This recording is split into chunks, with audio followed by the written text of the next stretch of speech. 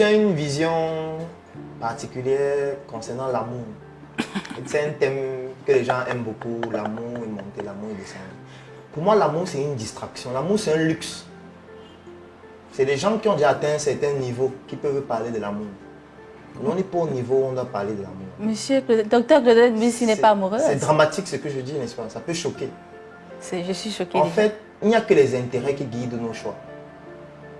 Et pas l'amour. Et quand je dis intérêt, ce n'est pas l'argent. L'argent, c'est... Autrement dit, aucune femme ne partage votre vie ni votre lit?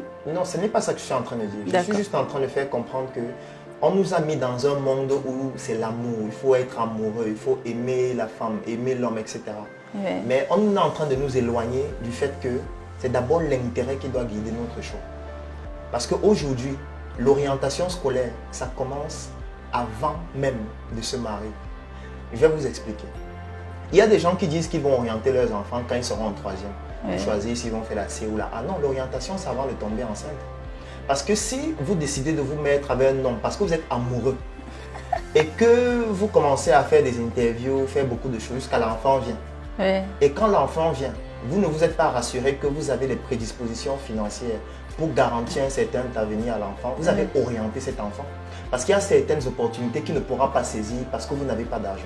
Oui. Je prends un exemple. Il y a certaines écoles où il ne pourra pas aller parce que vous n'avez pas d'argent. Oui. Il y a certains environnements qu'il ne pourra pas fréquenter parce que vous n'avez pas d'argent. Et que vous avez choisi par l'amour, sans prendre en considération les intérêts et ce que vous êtes capable de réaliser après, que l'enfant n'ait pas accès à certaines opportunités.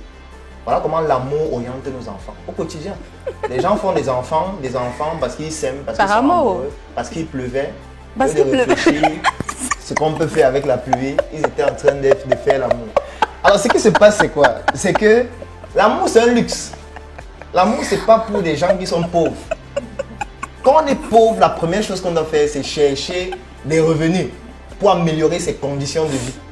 C'est la raison pour laquelle aujourd'hui, de plus en plus, très peu d'hommes peuvent se mettre avec une femme qui ne faut rien. De plus en plus. C'est avant que nos parents allaient au village, ils prenaient une femme qui va juste venir s'occuper de la maison.